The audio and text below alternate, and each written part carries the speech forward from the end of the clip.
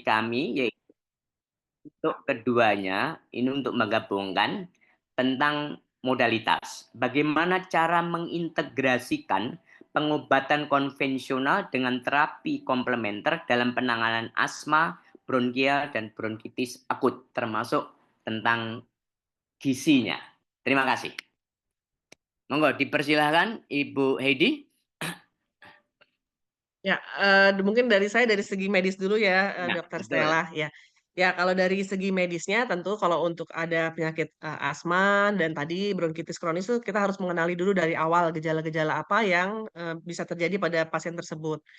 Tentunya kalau sudah ada gejala, kita harus melakukan juga pemeriksaan fisik. Apakah ada bunyi ngik-ngik pada waktu dia bernapas, bau ini apa, ekspirasi maupun inhalasi. Nah, itu kita harus juga melakukan beberapa, pemeriksaan. Biasanya kalau dokter tuh pasti setelah dia periksa, dia akan melakukan pemeriksaan seperti spirometri.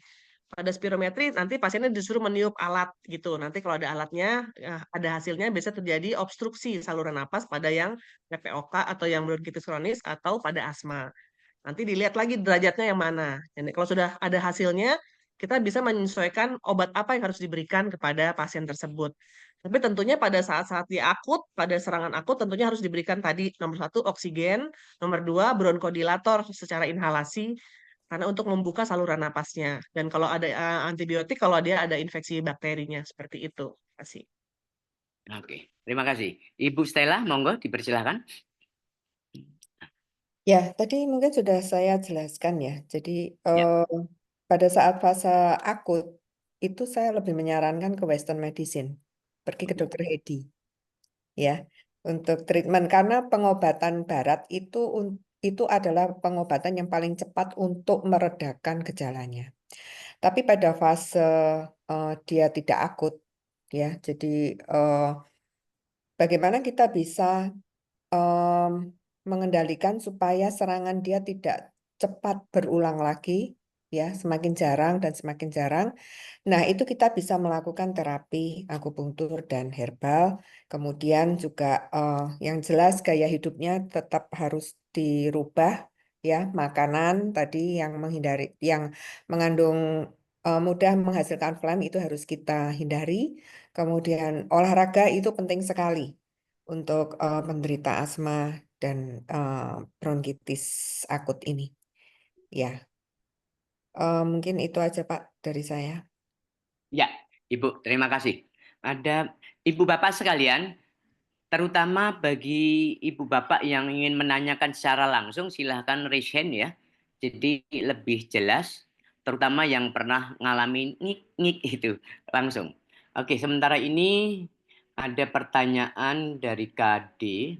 Ketika saya sedang batuk, flu, sakit tenggorokan, dan berdahak, maka tidak bisa disembuhkan dengan obat-obat paten dan antibiotik paten, tetapi harus dengan obat racikan resep dokter baru bisa sembuh.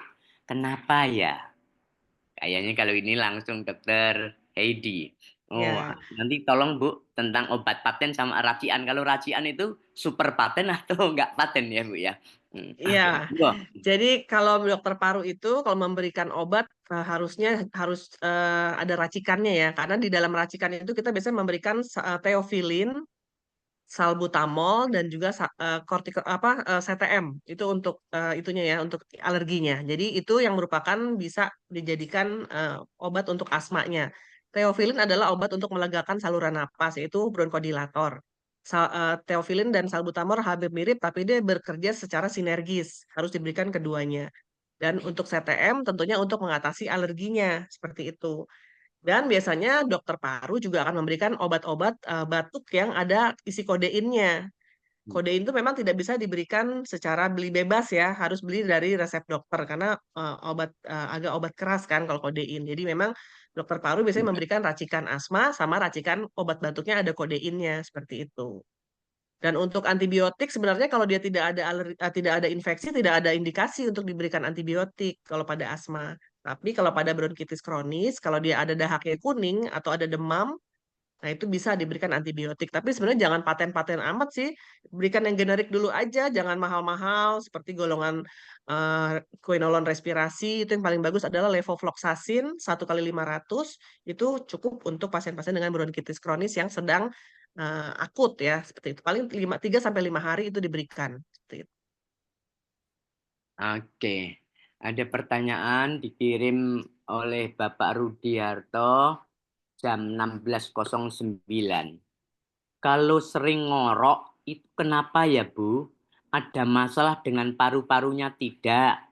Treatment seperti apa dari TCM dan titik akupunkturnya? Monggo, Bu Stella dahulu kalau begitu. Kalau ngorok itu sebetulnya ada hambatan di saluran nafas atasnya. Jadi mungkin eh, ada penyempitan atau mungkin orangnya juga terlalu gemuk sehingga banyak apa phlegmnya juga di sini, saluran nafasnya juga jadi menyempit mungkin dengan tekanan dari lemaknya dan sebagainya. Kalau titik akupunkturnya apa, itu semua harus diperiksa kembali lagi ke diagnosanya apa, sindromnya apa. Ya, jadi saya tidak bisa mengatakan apa begitu ya, karena saya harus tahu dia itu kenapa, organ apa yang bermasalah begitu.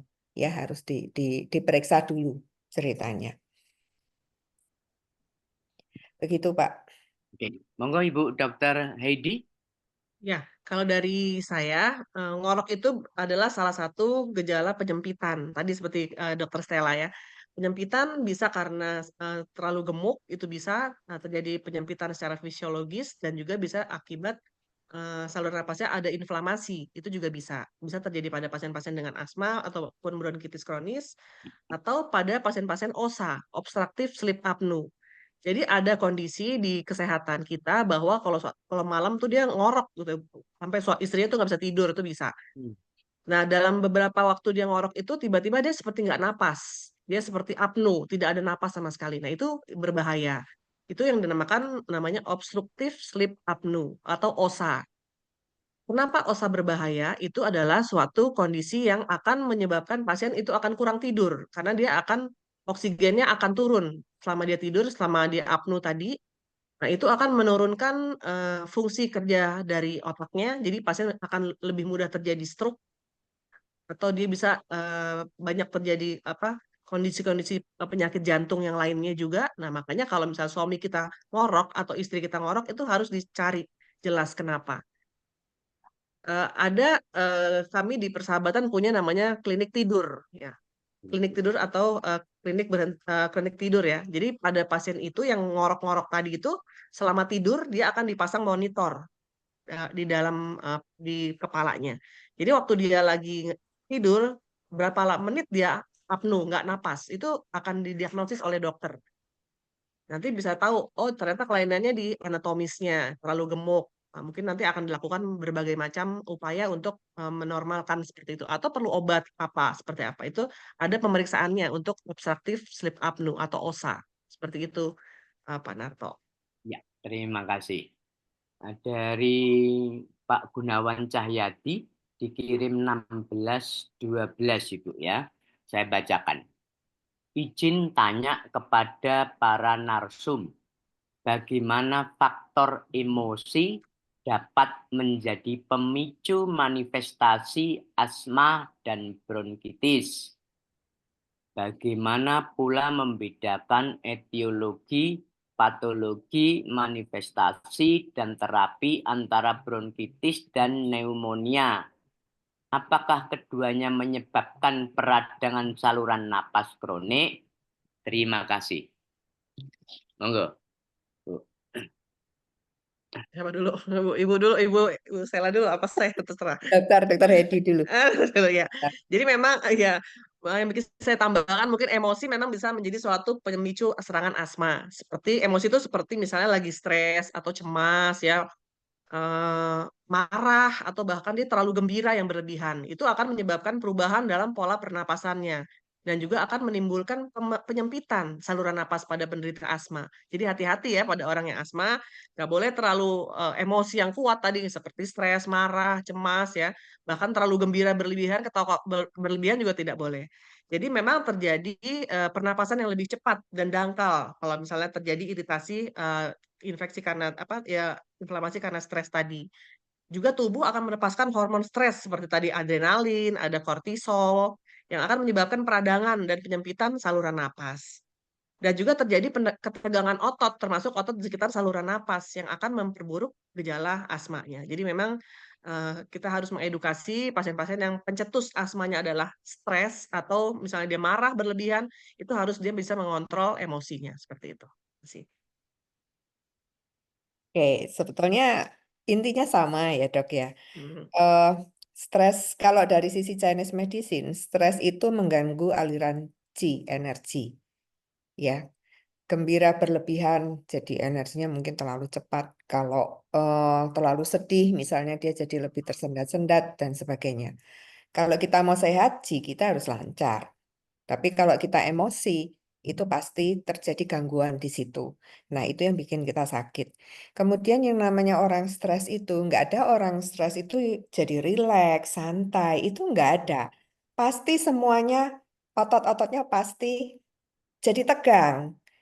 Ya, nah tidak hanya otot luar ini saja yang tegang, otot pernafasan kita pun juga jadi tegang. Ya, jadi itu yang sebetulnya eh, memicu. Kalau misalnya bapak atau ibu punya eh, penyakit asma, misalnya, coba deh happy-happy aja gitu, ya belajar untuk bahagia. Serangannya gimana? Pasti dia akan lebih jarang. Begitu. Karena apa? Karena tekanan-tekanan yang pada saluran nafasnya itu pasti dia akan berkurang. Ya, serangannya jadi akan semakin jarang. Ya, oke, itu aja dari saya.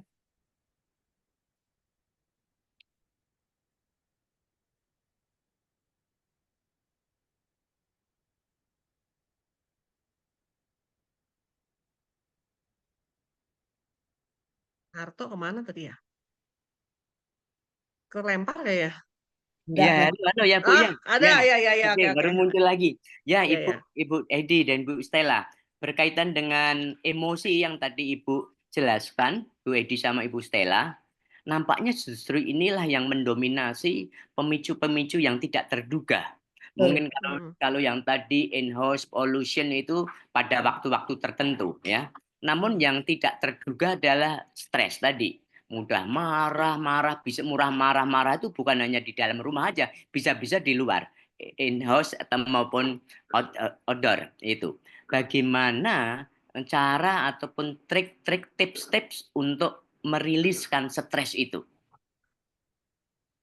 Monggo, silahkan Bu. Kalau saya, Pak ya, Ya, pertama hobinya apa? Hmm. Punya hobi apa? Jadi hobinya itu disalurkan apa? Disalurkan emosinya itu ke hobinya itu. Kemudian yang kedua, kalau buat saya itu meditasi itu sangat membantu. Kemudian olahraga yang ketiga itu sangat membantu. hmm, Kemudian yang sebenarnya yang paling penting kita semua punya agama. Kita apa? eh, dengan agama kita masing-masing pasti mengajarkan kebenaran. Itu tidak hanya kita baca, kita apa eh, masukkan otak begitu, kita hafalkan dan sebagainya tidak, tapi kita renungkan, kemudian kita ucapkan dan kita laksanakan dalam perbuatan kita tuh sehari-hari. Ya, jadi pikiran, perkataan, dan perbuatan kita itu harus selaras. Jadi nggak bisa kita ngomong, eh saya ini eh, baik loh orangnya, tapi ternyata saya ini suka memaki-maki orang. Begitu. Itu nggak bisa, Pak. Karena sebenarnya kalau kita marah, kita stres, kita emosi, itu sebenarnya yang rugi siapa? Itu sebenarnya yang rugi kita sendiri. Ya, semua emosi negatif itu pasti membuat kita jadi lebih tegang, itu yang mempengaruhi kesehatan kita. Itu dari saya, Pak. Dari Ibu Dokter Edi. Dr. Heidi, silakan. Ibu Dr. Heidi, eh, Ya, saya kan oke. Nah, tadi Heeh. mendengar Ibu kan di persahabatan. Saya pernah Ya, ke persahabatan beberapa kali. Di sana ada taman healing, Bu. Healing ya ada. Garden. Nah, monggo dijelaskan Bu, Healing Garden. Siapa tahu di Healing Garden itu bisa kita buat di rumah-rumah. Monggo silahkan. Ya, jadi kalau saya itu kita harus menghindari stres ya, terutama ibu-ibu nih yang sering stres ya. Kita harus menjaga kesehatan fisik dan mental, terutama untuk pasien-pasien asma ya. Jadi ada beberapa cara karena persahabatan itu rujukan respirasi, jadi kita ada tadi taman taman healing ya, healing Ya. garden ya. Kita biasanya lakukan teknik relaksasi dan pernapasan. Biasanya kita tarik napas dalam, lalu hidup, tahan 4 detik, lalu hembuskan melalui mulut. Seperti itu. Dan juga lakukan meditasi tadi seperti Dokter Stella ya. Kita harus berfokus pada momen saat ini untuk menenangkan pikiran. Jadi pikiran-pikiran yang tidak enak, yang buruk-buruk dibuang, kita harus lakukan meditasi atau mindfulness ya, fokus pada momen yang indah-indah saja. Dan juga biasanya dilakukan progressive muscle relaxation. Jadi tadi seperti Bapak tadi, muscle tadi direlaksasikan, kita relaksi otot-otot yang tadinya kita bikin kita stres itu harus dirilekskan lagi yang supaya dia jangan apa jangan kencang-kencang gitu ya, harus dirilekskan. Dan yang berikutnya adalah aktivitas fisik dan olahraga sih yang penting. Karena memang kalau kita jalan olahraga ringan seperti jalan kaki, yoga, atau berenang itu dapat membantu melepaskan hormon endorfin yang akan mengurangi stres. Dan juga kalau lagi stres tuh nggak usah olahraga yang berlebihan juga orang-orang asma. Jadi akan memperburuk asmanya kalau dia olahraga berlebihan. Jadi olahraga ringan aja seperti jalan kaki, yoga, dan berenang itu juga paling bagus. Karena otot napasnya jadi kuat ya. Dan juga yang paling penting untuk stres adalah kita memanajemen waktu yang baik ya. Jadi kalau supaya kita tidak stres, kita harus buat tugas-tugas kita apa sih nih 1 minggu ke depan, bulan depan apa. Jadi kita supaya nggak stres nih mikirinnya aja, kita harus ada manajemen waktu yang baik. Dan kita memprioritaskan pekerjaan yang penting didulukan, tapi yang nggak penting ya udahlah nggak usah terlalu dipikirkan seperti itu. Yang penting juga adalah tidur yang cukup sebenarnya. Jadi kalau kita stres, harusnya kita tidur yang cukup 7 sampai 9 jam itu harus tidur. Nggak usah main gadget dulu sebelum tidur supaya tidurnya lebih nyenyak ya. Dan juga kita harus menghindari pemicunya, sumbernya. Kita harus hindari misalnya yang membuat kita stres misalnya pekerjaan. Ya udah kita mungkin healing sebentar, mungkin kita keluar dari lingkungan pekerjaan, nah baru kita hilang stresnya. Atau misalnya kita kurangi juga konsumsi kafein, alkohol, makanan yang sangat tinggi gula itu juga bisa memperburuk kecemasan seperti itu. Dan yang penting adalah kita bisa berbagi dengan teman-teman kita. Kita punya sahabat, punya teman sebaya ya, sebaya dan satu aliran misalnya gitu. Kita senang cerita itu akan mengurangi stres juga.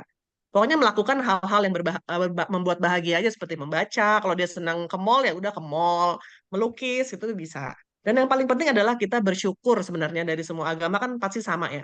Kita bersyukur apa yang sudah digariskan untuk kita. Jadi andaikan kita dapat cobaan itu memang sudah digariskan oleh Tuhan yang menciptakan kita. Itu aja jangan membuat kita stres seperti itu. Kasih. Ya, bagus. Bu, tadi kan saya ingat sangat tinggi gula. Terus Ya, memicu kecemasan. Ini berarti kaitannya dengan konsumsi gulanya ataupun gula darahnya. konsumsi gulanya. Jadi makanan yang gulanya tinggi itu sebaiknya tidak dikonsumsi pada orang yang lagi stres ya, karena nanti akan memicu lebih tinggi lagi stresnya. Karena tadi ada Oh, hormon-hormonnya semuanya itu akan lebih tinggi lagi. Nanti pankreasnya bekerja segala macam itu juga lebih lebih meningkatkan stres sebenarnya. Makanya jadi salah tuh kalau orang lagi stres makan coklat tuh sebenarnya salah. Jadi harusnya minum jus ya, makan buah yang jangan terlalu manis tuh itu lebih baik kalau orang lagi stres. Seperti itu. ya. Apalagi minum jamu godokan Ibu ya, yang pahit ya. Oh, bagus sih. Itu lebih bagus, Pak. Saya juga senang jamu soalnya, Pak. Saya Oh senang banget ya. tuh jamu. Iya. Oh, jadi ingat jamu jamu. Ya Ibu, ini berkaitan dengan jamu ini memang saya masukkan ke sini. Ada pertanyaan dari Ibu Ruth dikirim 1617. Ya. Apakah ada rempah godokan yang bisa diminum harian untuk membantu memaintain kesehatan paru? Ayo, Ibu Stella dahulu. Saya Godok. bukan ahli herbal Indonesia, Pak ya. Oh, ya, Bukan ya, ya. herbal, ya. Herbal Chinese saja, Bu. Ya, Nggak apa-apa. tapi ada, jadi kalau secara teori itu paru-paru berhubungan dengan warna putih. Ya, Paru-paru berwarna warna putih. ya. Nah, makanan apa yang warnanya putih itu contohnya jamur. Jamur apa, Pak ya? Jamur es atau jamur apa yang Jamur putih? barat. Jamur es yang di supermarket banyak itu, Pak. Ya, ya, ya, ya. Kalau di Jamur. kampung jamur barat, Bu. Oh, oke. Nah, itu bisa menguatkan paru-paru kita. Ya, itu Lengkuang juga berarti, Bu, yang iya, yang warnanya putih, Pak. warna putih. Hmm. Mm-mm. Itu bisa. Ya. Terus selanjutnya, Bu. eh saya rasa mungkin kita mesti apa? Ini tentang jamu ya, Pak ya. Jamu godokan. Kalau jamu godokan yang herbal Indonesia itu saya kurang tahu, terus terang, ya.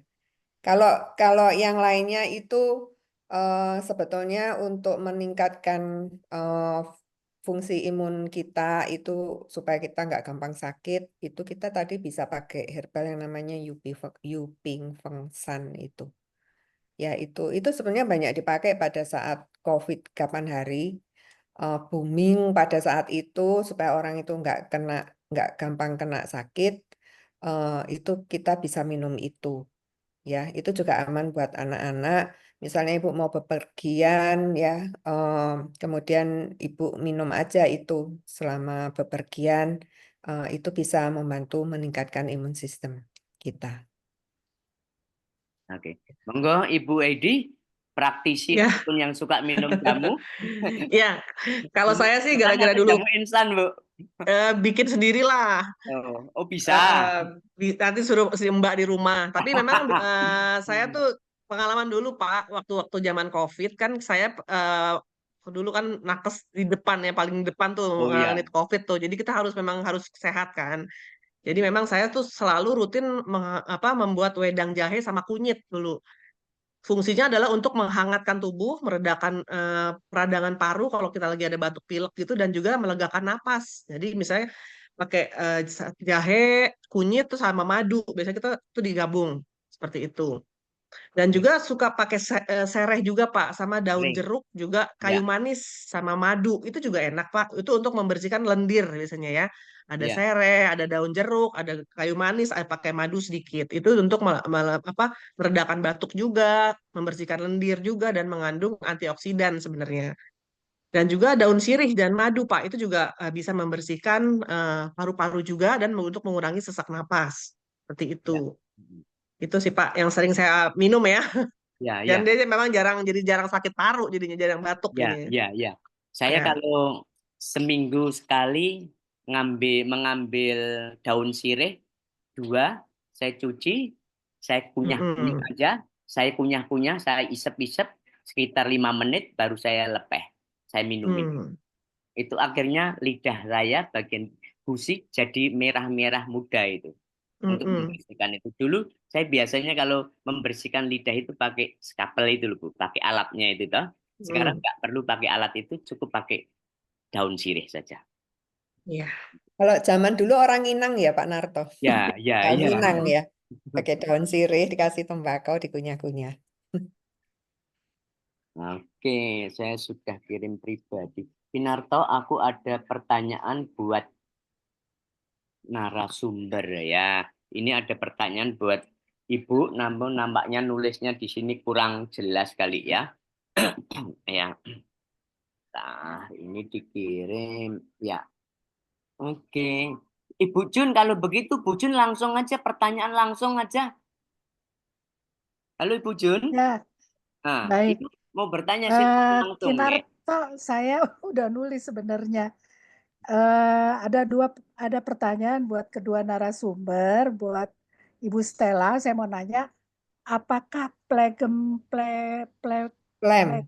phlegm itu adalah dahak gitu? Itu satu. Kemudian mau tanya bagaimana dengan orang yang tidak tahan mahwang, karena saya itu minum Herbalife, di dalamnya ada mahwang, saya kena goiter nih, makanya matanya rada keluar, jadi saya kena goiter oftalmopati. Kemudian apakah akupunktur itu bisa atau herbal bisa meredam kalau penyebabnya psikogenik?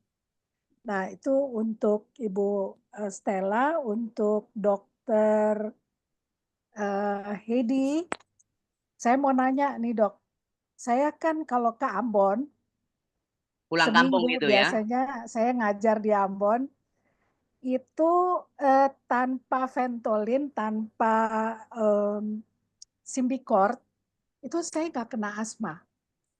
Tapi begitu saya mendarat di Halim Perdana Kusuma, itu langsung kena. Belum naik taksi, baru nyampe di Jakarta, itu udah kena asma. Nah pertanyaannya, apakah saya mesti pindah ke Ambon kali ya, supaya kalau memang iya kan saya bilang sama suami gitu, jadi pindah ke Ambon. Itu satu. Yang kedua, PIKTI kan fokusnya pada traditional healing. Tadi udah banyak disampaikan oleh dokter mengenai tradisional atau komplementer. Adakah yang lainnya yang mungkin belum disebut berdasarkan pengalaman dokter menangani pasien ya? Karena saya ini asma survivor, Dokter Edi. Saya kena asma umur 10 tahun ketika ketika bapak saya menikah dengan Ibu Sambung. Itu pada hari itu saya kena asma, berarti psikogenik lah ya menurut saya. Nah, saya termasuk asma survivor. Diberi izin sama Yang Maha Kuasa tetap hidup sampai sekarang nih. Usia saya udah 70 tahun dan betul sekali arahan dari kedua dokter bahwa harus olahraga, ya saya survive karena olahraga, berenang ya dan lain-lain lah.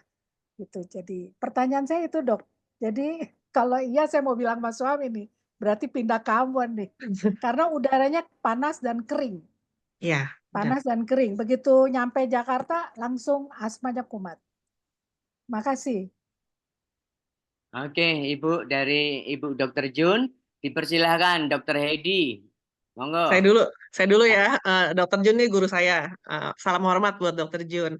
Terima Jadi kasih. memang dok, kalau yang saya lihat dokter memang asmanya itu asma intermittent. Jadi asmanya tidak persisten tapi intermittent. Jadi kalau ada pencetus baru dia kambuh. Salah satu pencetusnya adalah tadi polusi kayaknya ya. Polusi udara di Jakarta. Seperti kita ketahui, Dokter Jun memang kalau di Jakarta mah udah pastilah indeks kualitas udaranya jelek banget ya. Biasanya tuh memang paling sering adalah transportasi sih yang menyumbang polusi udara di Jakarta itu. 67% lah itu penyebabnya adalah transportasi. Makanya kenapa sekarang pemerintah suruh kita beli mobil listrik ya. Karena memang dari asap knalpot itu 67% itu polusi udaranya yang membuat ya tadi pasien-pasien seperti Dokter Jun itu pencetusnya adalah udara kotor seperti itu. Jadi memang salah satu yang mencetuskan adalah udara kotor. Jadi kita harus menghindari semua yang pencetus harus dihindari supaya asmanya tidak ada lagi. Apalagi kalau asma Dr. Jun hanya asma intermittent saja. Jadi kalau ada resiko baru muncul. Itu masih sangat ringan sebenarnya, Dok. Jadi saran saya sih memang ya jangan pindah kali, Dok, tapi cari daerah rumah yang tidak banyak masih asri ya, mungkin di daerah-daerah dekat-dekat Cibubur, yang Cimanggis itu kan masih banyak pohon-pohon, itu tuh lebih bagus sih, Dok. Kalau ke Ambon nanti kita kangen sama Dokter Jun kayak gitu. Masih. Bisa aja. Kalau tidur nggak perlu pakai AC lah. Biar panas aja nggak Iya. apa-apa. Ya, itu sudah Bener. pasti di Keluar Jakarta keringat, mah anggap nggak pakai aja. AC bisa bengek deh. Ya, Iya, benar. jangan Itu nggak sih, usah Dok. di Ambon. Ya. Banyakin Dokter kayak minum rempah. Silakan iya. Dokter Stella. Saya Yo. saya Oh, masih ada pernah lagi. Yo. itu Nah. Mas pernah kena status asmatikus. Tapi Oh iya. pencetusnya batu empedu yang menyebabkan kolesisitis gitu. Jadi setelah dibuang agak mending. Setelah Hilang. Oriba, olahraga hidup baru, oke. Ya, Dok, ikut senam asma, Dok. Itu tapi ke dokter sekarang udah ada gejala juga Kena sih ya. senam asma malah jadi asma saya. Oh gitu. Nggak Iya, cocok. iya. Saya Oriba yang cocok. Oriba. saya. Oh iya, iya, iya. Ya, Dok. Thank you. Ya, Dok. Monggo Ibu Stella. Oke, yang pertama Dokter Jun menanyakan apakah phlegm itu sama dengan dahak. Iya, jadi kalau dalam Chinese medicine itu sebenarnya phlegm itu ada dua macam, Dok. Yang pertama dahak, seperti dahak paru-paru yang sering kita lihat itu, tapi ada dahak yang tidak kelihatan. Ya, mungkin dia bisa menyerang ke otak, dia bisa menyerang ke misalnya ke ovarium kita dan sebagainya atau ke payudara kita. Ya, phlegm itu memang cikal bakal penyakit berat. Nah, misalnya stroke itu pasti ada phlegmnya, Dok. Itu kan nggak kelihatan, nggak ada dahaknya. Tapi mungkin juga ada, misalnya dia mengeluh banyak dahak di tenggorokannya, tidak bisa dikeluarkan, dia grog-grog gitu. Ya, jadi tidak hanya murni di paru-paru, tapi dia bisa di bagian tubuh organ yang lainnya. Ya, itu phlegm. Jadi phlegm itu sebenarnya adalah intinya cairan tubuh yang mengental.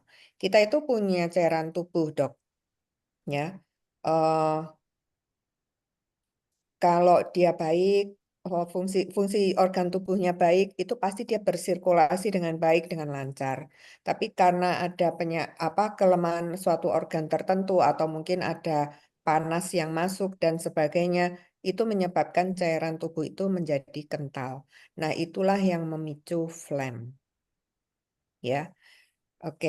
Kemudian yang berikutnya, kalau dokter tidak tahan dengan mahwang, ya tidak usah pakai mahwang, Dok.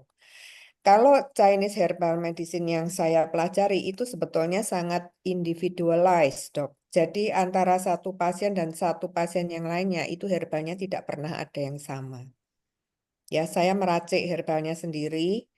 Eh, saya paling mudah saya itu memakai diagnosa lidah. Jadi dokter bisa eh, misalnya mau konsultasi ke saya, dokter bisa mengirimkan foto lidahnya ke saya akan melakukan anamnesa terhadap dokter. Kemudian dari situ saya akan bisa menentukan eh, sebetulnya organ apa dari dokter itu yang eh, lemah atau terlalu kuat misalnya. Nah, Oke, itu nanti akan ditreatment. oke. Asma pada dokter Jun mungkin beda dengan asma pada orang-orang yang lain. Ya, mungkin dokter eh, paru-parunya memang lemah sekali atau mungkin dengan ginjalnya. Yang lainnya mungkin bisa paru-paru dan limpa lambungnya biasanya bermasalah. Nah, itu biasanya saya ketahui dari foto lidahnya, Dok.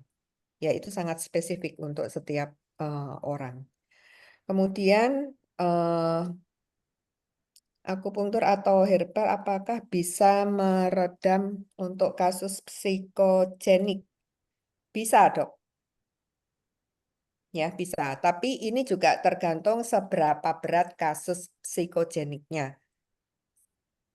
Kalau dia berat sekali, tidak cukup dengan akupunktur dan herbal. Itu juga butuh konseling, ya dia butuh banyak terapi yang lain, Dok. Itu semua harus bekerja bersama-sama. Tapi untuk kasus-kasus yang lebih ringan, ya itu memang bisa. Jadi misalnya orang itu pemarah gitu, misalnya Dok, ya marah itu hubungannya dengan kalau kita di Chinese medicine organnya adalah hati atau liver, ya berarti dia mungkin ada panas yang berlebihan di liver, ya. Nah itu kita bisa mengeluarkan panasnya sehingga orang itu menjadi lebih tenang, tidak lebih mudah marah dan sebagainya.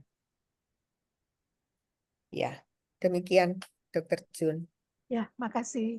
Ya, Dokter Stella, yang dimaksud hati itu hati liver. organ hati, bukan apa atau hati perasaan itu. Nah, hati organ, Bukan, Pak. hati Hati organ. organ, ya, Hati ya. organ, iya.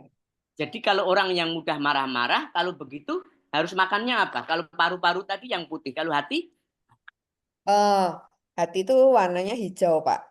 Jadi sayuran hijau rasanya dia asam. sayuran Ya, hijau ya. sama yang rasa-rasa asam itu juga bisa membantu untuk fungsi hati. Oke. Ya, ini ada teman saya malah WA lewat saya bertanya pada kedua narasumber, apakah peran pentingnya nutrisi dan diet dalam pengelolaan asma bronkial dan bronkitis akut. Hanya itu. Terima kasih. Apa peran pentingnya nutrisi dan diet dalam pengelolaan asma bronkial dan bronkitis akut? Dr. Hedi dulu mungkin. Iya, saya dulu ya. Oke, tentunya kalau mau ngomongin nutrisi pasti sangat berperan sekali ya dalam pengelolaan asma dan bronkitis. Tentunya kita tahu bahwa pada beberapa makanan tuh bisa mempengaruhi sistem imun dan juga bisa menjaga fungsi paru-paru kita supaya lebih baik lagi. Jadi ada misalnya kita tahu ada omega 3 itu bisa untuk mengurangi produksi zat pemicu peradangan di paru-paru. Jadi seperti telur yang omega 3 atau salmon ya atau tuna, chia seed itu juga bagus untuk mengurangi produksi zat peradangan di paru-paru. Dan juga tentunya antioksidan yang juga penting untuk melindungi paru dari kerusakan akibat radikal bebas, seperti buah-buahan, misalnya buah jeruk, brokoli untuk sayurnya, dan buah-buahan yang warnanya orange itu sangat tinggi antioksidannya. Dan juga infeksi saluran napas tentunya akan memperburuk ya gejala asma. Jadi kita harus bisa meningkatkan sistem imun. Bagaimana caranya? Tentunya harus memakan nutrisi yang membantu memperkuat imun seperti vitamin C ya. Vitamin C itu paling bagus untuk melawan infeksi yang memicu asma. Misalnya jeruk, stroberi, kiwi, paprika itu bagus untuk vitamin C. Dan juga vitamin D itu harus juga diminum dan juga untuk sinar matahari itu penting. Jadi vitamin D itu bisa banyak pada sinar matahari, susu, telur, jamur, dia untuk mengurangi resiko terjadinya gejala asma yang berat seperti itu. Dan juga kita harus jangan lupa juga meminum berbagai magnesium ya, itu untuk nutrisi yang lainnya seperti bayam. Magnesium itu paling banyak pada bayam, alpukat, dan juga kacang-kacangan. Fungsinya untuk apa? Sebenarnya untuk magnesium itu untuk melebarkan saluran napas tujuannya untuk meningkatkan eh, napasnya lebih enak gitu ya dibanding tidak mengkonsumsi magnesium. Dan juga kalium itu juga penting untuk menjaga keseimbangan cairan di dalam tubuh kita dan juga supaya otot-otot kita tetap baik kerjanya. Kalium tuh banyak pada pisang sebenarnya. Tomat, kentang tuh bagus seperti itu. Dan yang paling penting adalah menghindari pemicu asma kalau memang dari makanan ya. Jadi seperti itu yang bisa saya tambahkan. Terima kasih.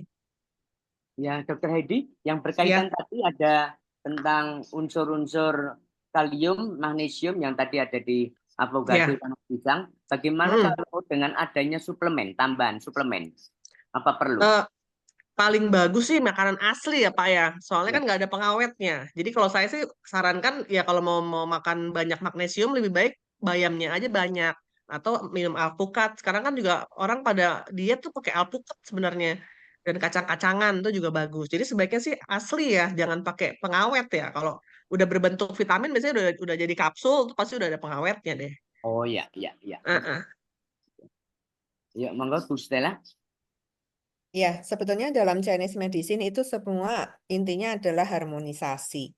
Ya. Ya, Eh, kalau tubuh kita itu terlalu dingin, kita harus makan sesuatu yang lebih panas atau hangat, lebih banyak ke semua makanan yang bersifat panas atau hangat. Jadi misalnya eh, buah-buahan tuh yang manis gitu misalnya ya. Eh, Kayak kelengkeng itu juga agak panas atau hangat. Terus misalnya kayak kayu manis itu juga sifatnya panas atau hangat. Jahe ya itu hangat. Kemudian kalau yang dingin tadi misalnya kayak buah-buahan itu seperti semangka itu sangat dingin misalnya. Jenis-jenis kayak melon gitu itu juga sangat dingin.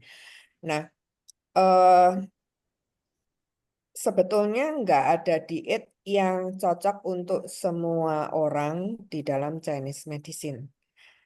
Jadi meskipun kita lihat di WA, oh ini diet banyak bagus untuk semua segala macam penyakit dan sebagainya, sebetulnya tidak ada yang seperti itu. Dan kita tidak bisa menganut hanya satu macam diet begitu ya. Karena menurut teori A, dietnya tuh harus makan ini, karena ini teorinya bagus untuk kesehatan ini, itu sebetulnya tidak bisa seperti itu. Ya, kita kembali lagi harus melihat diri kita ini seperti apa. Kalau orang lain itu bilang, oh ini bagus untuk kesehatan, tapi itu tidak cocok untuk diri kita. Dan ternyata setelah kita makan makanan tersebut, kita asmanya jadi tambah sering kambuh, ya kita jangan teruskan. Berarti itu nggak cocok buat kita. Ya, diet itu penting karena apa? Karena kita makan terus setiap hari. Ya, kalau bisa kita harus harus apa? Tahu yang cocok yang mana. Sebetulnya diri kita sendiri yang lebih tahu yang cocok yang mana. Ya, demikian. Masih di mute, Pak Narto, sorry. Ya, Ibu Stella, berkaitan dengan tadi yang pertama adalah kaitannya dengan harmonisasi ya, keseimbangan tubuh ya. Ibu jelaskan tubuh terlalu dingin. Nah, tubuh terlalu dingin itu apa indikatornya? Dan saya tadi di slide Ibu kan angin dingin menyerang paru. Angin dingin itu apa menjadikan tubuh menjadi dingin? Indikatornya apa, Bu? Apakah hal gini dingin, terus itu nyatakan kita dingin gitu? Dingin itu keluhan pasien itu biasanya Pak, dia gampang kedinginan. Oh, gitu. Ya, terus kemudian dia metabolismenya tuh pasti lebih lambat daripada orang normal. Ya, yang paling gampang itu misalnya orang yang hipotiroid, tiroidnya tuh sangat rendah, itu termasuk tipe yang dingin, Pak. Jadi orangnya tuh lambat, kemudian dia gampang kedinginan, tangan kakinya juga gampang kedinginan. Dia nggak suka minum gitu karena pada tubuhnya sudah dingin, begitu. Ya, ya. Oke. Ya, ini ada WA dari teman untuk Ibu Stella. Bagaimana cara mengkombinasikan akupunktur dengan pengobatan konvensional untuk bronkial, asma, dan bronkitis akut, Ibu? Ya, itu tadi juga sudah saya sampaikan. Pada saat fase akut, ke dokter, pergi ke dokter Hedi. Ya, untuk mendapatkan obat-obatan karena obat-obatan barat itu sangat cepat meredakan gejalanya. Tapi pada saat fase tidak akut, pada fase dia lagi fase tenang begitu, kita bisa melakukan akupunktur atau mungkin terapi herbal. Ya, karena eh, kita kan tidak ingin serangan itu berulang terus, ya. Semoga bisa baik serangannya biasanya tidak langsung jadi sembuh begitu tidak, tapi biasanya serangannya itu menjadi semakin jarang, tapi dengan syarat pasien tersebut juga harus mengikuti tadi yang sudah banyak disampaikan oleh Dr. Hedi. Jadi menghindari pemicunya, stres dan sebagainya. Jadi tidak hanya bisa menggantungkan dari obat-obatan, akupunktur atau herbal saja. Jadi semua pemicunya itu juga harus dihindari. Begitu. Iya. Oke. Sebentar. Tadi ini ada pertanyaan dari siapa lagi?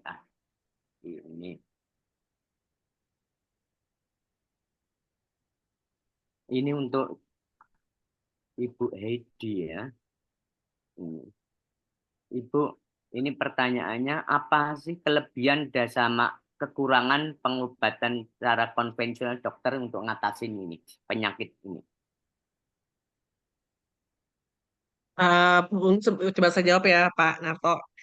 Tadi memang kalau dari Bu Stella kan memang bilang kalau pada saat akut memang yang dari obat-obat dari kedokteran barat itu memang lebih cepat untuk mengatasi gejala asma. Seperti kita ketahui kan asma itu kan saluran nyempit ya Pak ya. Jadi kalau ada dapat obat itu lebar seperti itu. Tapi tentunya kalau sudah stabil memang perlu tadi dari kata Bu Stella kan gaya hidup, nutrisi, olahraga dan lain-lain itu sangat berperan untuk menjaga supaya tidak terjadi lagi serangannya seperti itu. Oke. Ibu berkaitan dengan pernapasan bagaimana untuk memperpanjang napas ataupun untuk meningkatkan kesehatan pernapasan?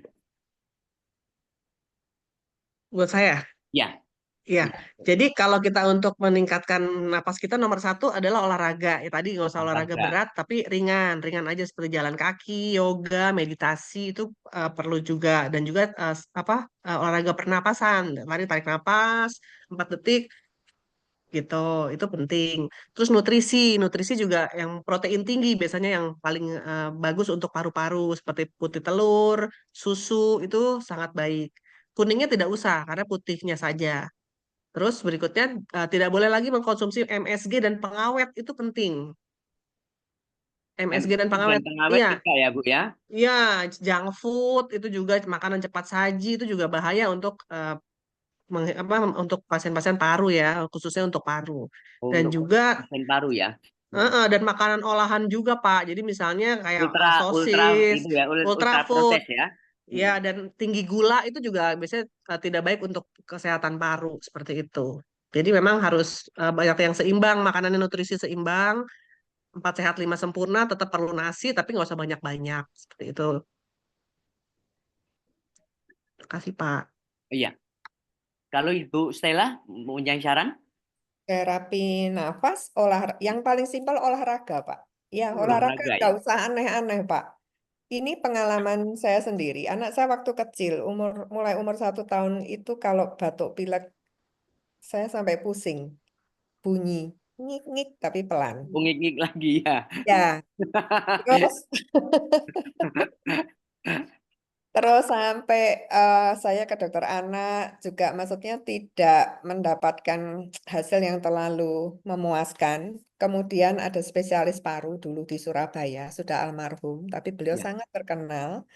Itu yang istilahnya menyembuhkan anak saya. Ya, jadi pada saat dia kasih obat racian, ya, ini kalau pada saat dia fase lagi batuk pilek, lagi sesek dan sebagainya, kasih ini ya. Kemudian pada saat dia lagi fase tidak ada serangan, itu diberi vitamin kalsium, diberinya Hmm. L-karnat. Iya, hanya itu saja. Kemudian beliau pesan, nanti kalau anaknya, karena anak saya kan masih umur 2 tahun mungkin waktu itu, beliau pesan, nanti kalau sudah bisa diajari berenang, anak itu disuruh renang. Hmm. Jadi mulai dia TK itu anak saya renangkan, saya leskan renang ya. Dan itu semakin hari dia semakin baik ya, semakin sehat. Nah, terus masalah udara tadi dokter siapa Ruth itu, jadi Juni, juga Dokter Jun. Dokter Iya. Jun, sorry, Dokter Jun. Itu juga ada pengalaman saya. Jadi pada saat anak-anak itu batuk, pilek, nggak sembuh-sembuh ya. Kemudian kita berlibur ke Bali. Nah, di Bali waktu itu belum seramai sekarang, Pak. Itu kan sudah mungkin 20 tahun yang lalu. Bali kan masih sepi waktu itu. Ya, itu ternyata hilang, Pak. Batuk, pileknya itu langsung sembuh. Ya, jadi memang kualitas udara itu sangat penting buat kesehatan paru-paru kita. Hmm. Ya, Ya. jadi olahraga nggak usah aneh-aneh, mau jalan pagi kak, tapi atur nafasnya, jangan atur nafas sembarangan, jangan nafasnya sembarangan. Ya, setiap melangkah kita atur nafasnya masuk keluar, renang itu juga salah satu yang terbaik untuk mengatur pernafasan kita. Ya, Ya, baik ya, Bu ya. Oke. Kalau begitu di Jakarta tetap lebih baik kalau keluar rumah harus pakai masker lebih bagus ya. Memang untuk kebersihan. Hmm. Baik, Ibu ada pertanyaan dari Pak Supriyadi dikirim jam 16.58. Saya usia 74 tahun 2 bulan. Berpuasa Ramadan. Sebentar lagi 1 jam lagi, Pak. Tuh, buka puasa. Selama ini kalau pagi sebelum makan apa-apa, makan garlic 3-4 siung. Dan minum air putih hangat. Dan alhamdulillah setiap 2 bulan sampai saat ini masih boleh donor darah di PMI Surabaya 350 sampai 450 cc. sudah 164 kali. Wah, hebat. Perlu dapat piagam nih, Bu ya. Biasa. Ya, tidak minum obat-obatan, minum vitamin Enervon Gold. Minum vitamin. Gimana ini saya teruskan aja nih. Monggo. Meminta saran gimana nih itu, Bu. Monggo Bu Oke. Hedi dulu kalau begitu. Ya, oke. Kalau garlic tuh memang bagus ya, karena dia punya ada efek antiinflamasi, karena dia mengandung alisin, itu untuk senyawa aktif yang bersifat antiinflamasi. Dia bisa juga mengurangi peradangan di dalam paru-paru kalau dia lagi ada radang, seperti itu. Juga bisa mengurangi gejala asma dan juga bronkitis ya. Dan juga bisa juga membersihkan lendir di paru-paru sebenarnya kalau garlic itu, karena dia ada efek ekspektoran alaminya untuk mengeluarkan dahak juga. Dan juga bisa untuk membantu meredakan batuk juga, pasien yang batuk tidak berdahak seperti itu. Dan garlic itu juga ternyata bisa melawan infeksi bakteri, jadi ada efek antibiotiknya juga sebenarnya. Bisa juga mencegah flu, pneumonia, dan lain-lain. Jadi saran saya sih memang bagus ya untuk diteruskan ya, selain untuk meningkatkan daya tahan tubuh juga ya, seperti itu sih. Cara minumnya gimana? Makannya? Itu dikeprek dikasih air hangat atau dikunyah aja, Bu? Paling bagus kan yang satu, yang garlic yang tunggal ya, itu Ya, langsung dimakan aja, heeh, santan ya. dimakan, Ya, dihantam bawang lanang aja. itu ya. Iya, Langsung dimakan kremus saja ya, Bu ya. iya, kalau udah biasa itu enak kok. Iya, ya. Berarti Bu Heidi sudah biasa juga lah. Biasa. Ya. Ya. Oke, bagaimana Ibu Stella? Sebenarnya saya nggak ada saran, Pak, karena itu sudah cocok untuk Bapak tersebut, ya dilanjutkan saja. Ya, Pak Supriyadi sudah cocok dari Bu Stella. Umur Iya, 74 masih donor darah. iya. Piagam itu, Pak. Ya. Oke, dari Trisya Chung jam 16.58 sore. Saya lengkapin selamat sore, Ibu, gitu saya lengkapin ini. Saya mau bertanya kepada Dr. Stella. Tadi ada menyebutkan untuk paru-paru makanan berwarna putih itu baik. Ya, anak saya usia 5 tahun sering bapil hampir setiap bulan. Bapil itu apa sih, Bu? Atau pilek, Pak. Pilek. Oh, batuk pilek. Oh, disingkat tuh ya. Hampir setiap bulan. Dan dia info ada bawaan asma. Kode SA info ada bawaan asma. Kemarin ada direkomen teman vitamin dengan kandungan tiger milk mushroom. Monggo Ibu Stella. Ya, anak usia 5 tahun itu biasanya rentan terhadap batuk pilek, apalagi sudah sekolah, temannya sakit, mungkin masih TK ini ya, usia 5 tahun ini. Eh, Sebetulnya kalau mau terapi akupunktur, Bu, anak-anak biasanya takut untuk jarum. Tapi ada yang namanya laser akupuncture. Itu lebih anak-anak lebih suka, pasti lebih suka karena tidak ada nyeri di situ. Tapi saya tidak melakukan laser akupuncture, saya tidak punya alatnya. Ada beberapa dokter yang memang memiliki itu, ya laser akupuncture. Itu bisa apa? Bisa dilakukan dan itu biasanya cukup bagus untuk meningkatkan imun sistemnya dia. Ya, kemudian mungkin pola makan dilihat Bu ya harus seimbang.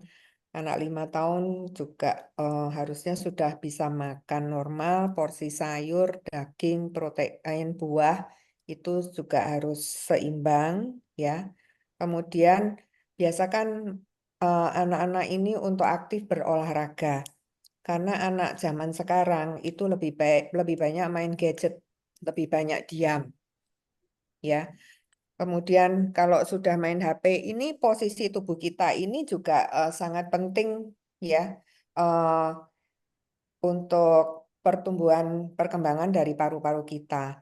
Dulu saya waktu sekolah itu saya harus duduk tegak begini. Saya waktu SD itu saya masih ingat. Kalau menulis juga jarak 30 cm pakai penggaris begitu. ya. Kalau anak sekarang itu pasti bungkuk begini. Ya, Apalagi main komputer itu begini, ya, ya. Nah, posisi yang meringkuk begini ini itu sangat mempengaruhi fungsi paru-paru, ya. Terus dia duduk berjam-jam nonton gadgetnya dan sebagainya, ya. Jadi saya sarankan untuk hidup yang lebih seimbang untuk anak-anak, apalagi yang dari kecil begini, ya. Itu ibu sudah harus bisa eh, memberi masukan, maksudnya sudah harus bisa mengatur pola hidup anak ini dan harus bisa ibu terapkan dari mulai sekarang pola hidup yang lebih sehat. Benar bahwa sekarang sekolah lebih banyak memakai gadget, komputer, dan sebagainya, tapi eh, kalau kita mau sehat itu nggak bisa eh, kita hanya duduk manis mendengarkan pelajaran di sekolah. Kita harus aktif, Bu. Jadi anak ibu harus olahraga, olahraga apapun olahraga itu yang disenangi oleh anak ibu. Ya, kalau dia mau renang, dia boleh renang. Kalau dia anak laki, ternyata ada apa tuh? Di sini di Surabaya itu ada khusus buat anak-anak kecil untuk latihan basket kalau nggak salah. Ya, jadi aktif. Karena saya punya rekan fisioterapis itu anaknya baru usia 3 tahun, itu sudah diikutkan itu eh, latihan basket. Saya sampai kaget lah, bolanya sama anaknya kan besar bolanya. Saya bilang, oh ya enggak, bolanya kan lebih kecil gitu.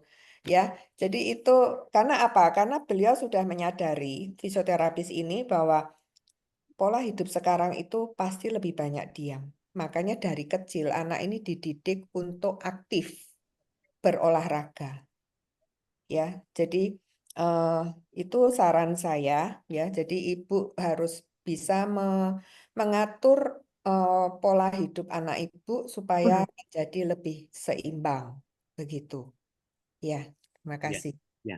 Ibu Stella, ini tadi, baterai, sorry saya ganti pakai baterai dulu.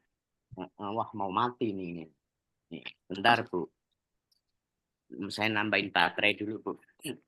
Ya, tadi masih ada yang kurang Bu. Ibu itu ada bertanya anaknya itu enggak hanya banyak makan, suka makan apa? Itu tadi gorengan Bu, enggak suka masakan sayur Bu.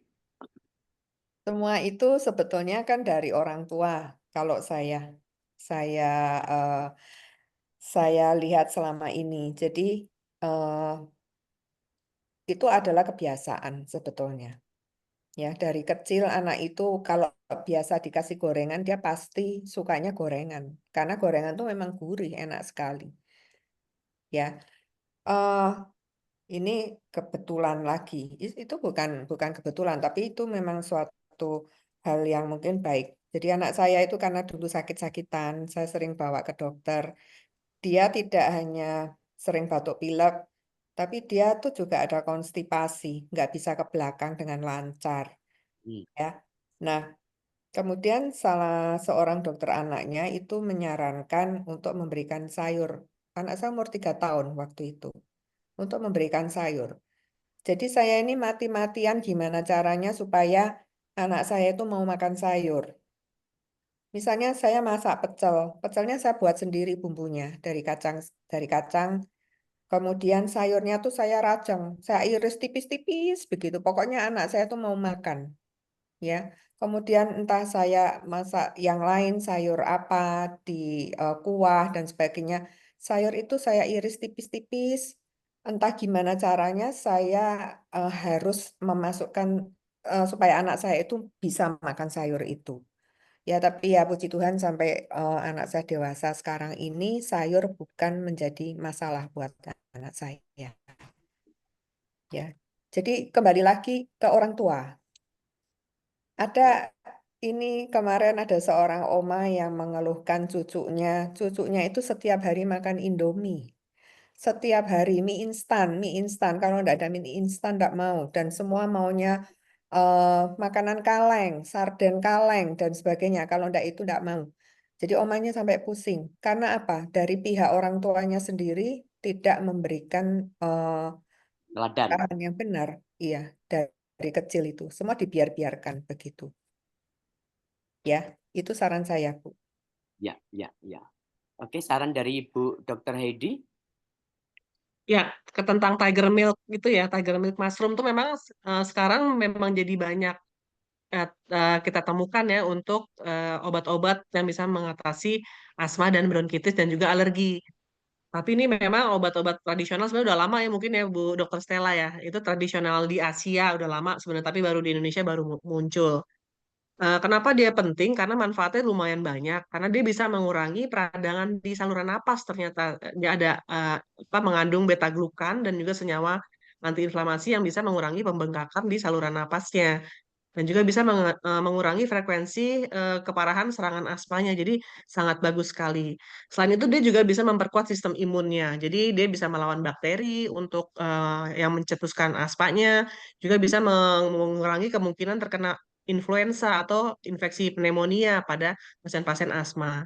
Selain itu juga ternyata bisa membersihkan lendir di paru-paru. Jadi bisa sebagai ekspektoran alami yang cocok untuk pasien asma dengan produksi lendir yang berlebihan. Jadi dia juga bisa mengurangi respon alergi yang memicu asma juga. Jadi memang ada beberapa cara untuk mengkonsumsi tiger milk mushroom ini, seperti ada suplemen, seperti berbentuk cairan ya, bisa juga dalam bentuk teh, itu bisa juga dicampur dengan makanan untuk anak usia 5 tahunan. Gitu, makasih. Baik, Ibu. Ini dari Pak Frisya Chung hanya mengucapkan terima kasih Dr. Stella dan Dr. Heidi. Ibu Stella sama Ibu Dr. Heidi nampaknya perlu closing statement dari Ibu Dr. Heidi dan Dr. Stella. Setelah closing statement kami sarikan, kemudian kami tutup diskusinya karena segera menjelang berbuka puasa. Monggo closing statement mungkin ditambahin dengan pengalaman-pengalaman pribadi, bukan hanya sekedar dari dunia ilmu kedokterannya. Monggo Ibu Dr. Heidi. Ya, untuk closing statement saya pada sore hari ini terkait dengan pasien asma dan bronkitis kronis, tentunya sebenarnya penyakit ini bisa dicegah dari awal. Asal kita tahu gejala dan faktor risikonya. Kalau kita tahu ada gejalanya pada pasien, tentunya kita bisa melakukan preventif terapi, seperti dia bisa kita lakukan vaksin atau bisa lakukan menghindari faktor pencetusnya. Dan juga jangan khawatir kalau dia sudah terdiagnosis asma, ada obat-obat yang bisa diberikan yang tidak berat, obatnya hanya diberikan inhalasi yang bersifat lokal, jadi tidak usah takut akan ketergantungan. Di samping itu juga untuk menghindarinya adalah gaya hidup yang sehat, olahraga, dan juga nutrisi yang seimbang, dan juga menjauhi pengawet ya, MSG seperti itu. Jadi memang gaya hidup sehat yang akan lebih memperingan gejala asma dan supaya tidak sering kambuh. Seperti itu dari saya. Terima kasih. Terima kasih Dr. Heidi. Dr. Ya. Stella, closing statement, monggo. Ya, jadi pada intinya pencegahan itu lebih penting daripada pengobatan, ya. Dari gaya hidup kita, makanan-makanan tadi yang sudah kita pelajarin, makanan apa yang banyak menimbulkan phlegm di dalam badan itu mesti kita hindari, ya, atau kita kurangi konsumsinya kalau kita makan terlalu berlebihan, ya, karena itu semua akan menyebabkan sakit.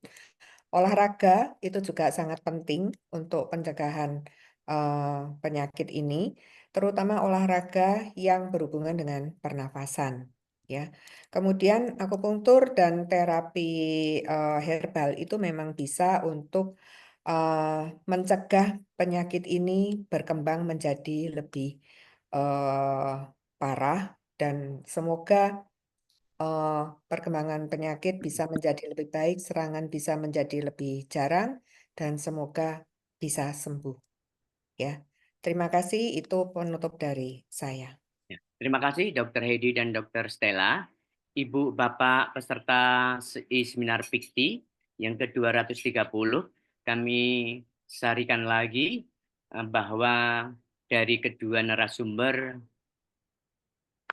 menyarankan untuk mengatasi masalah-masalah kaitannya dengan penyakit ini harus ada kaitannya dengan perilaku, sikap hidup, terutama harus olahraga, nutrisi yang baik. Olahraga yang paling bagus adalah olahraga biasa aja, sama terutama renang.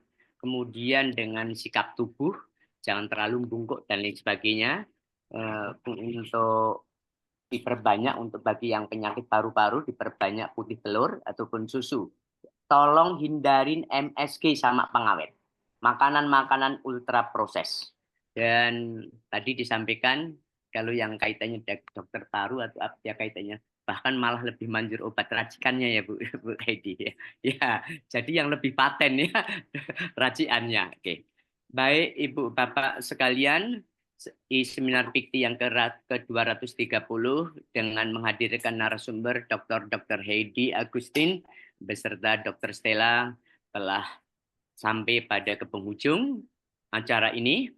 Untuk itu, saran dari Pikti, kita tetap olahraga, lahir dan batin, nutrisi, untuk asupan makanan dan minuman dalam kondisi keseimbangan, dan pola pikir, pola rasa yang baik dalam pengertian harmonisasi. Salam sehat sejahtera. Untuk itu, kami serahkan Zoom meeting ini kepada Bapak Dr. Billy Yaparis untuk memberikan sertifikat akreditasi. Terima kasih kami ucapkan pada Dr. Heidi dan Dr. Stella. Salam sehat sejahtera. Sluman slumun selamat. Ya, terima kasih. Selamat sore pada moderator yang luar biasa, Ki Sunarto. Biasa atas nama Pikti, berterima kasih sekali pada dua narasumber ya, tadi saya sudah ikuti sejak awal ya sharingnya pada Dr. Heidi Agustin dan Dr. Stella. Ya, atas nama Pikti kami menyerahkan sertifikat penghargaan pertama kepada Dr. Heidi Agustin, spesialis paru konsultan. Mohon diterima dengan baik, Dr. Heidi. Terima kasih dok. Terima kasih. WhatsApp. Kemudian kedua, narasumber kedua kepada Dr. Stella Nanik PGRC. Mohon diterima dengan baik. Dr. Stella, terima kasih sharingnya. Terima kasih, Dr. Willy. Dan kepada moderator kita, Dr. Sunarto M. Hum. Terima kasih. Terima kasih Pak Billy. Salam sehat sejahtera. Sama-sama. Kemudian moderator, Dr. Insinyur Arif Bintoro Johan. Apakah hadir beliau? Tolong disampaikan. Terima kasih partisipasinya. Baik, waktu saya kembalikan kepada Ki Sunarto untuk melanjutkan pengumumannya. Selamat sore. Baik Ibu Bapak sekalian, pengumuman dari Pikti, keberlangsungan e-seminar Pikti yang ke-231 hari Minggu tanggal 23 Maret 2025 jam 14.30, Integrative Care for Autoimmune Disease. Opening oleh Dr. Joko Indra Julius, MSc. Speaker pertama Dr. Edi Kristianto. Speaker kedua Insinyur Hafid Supardi Suryadi. Moderator Ibu Sally Maifus dan closing Sunarto. Demikian Ibu Bapak sekalian, salam sejahtera, selamat berbuka puasa bagi yang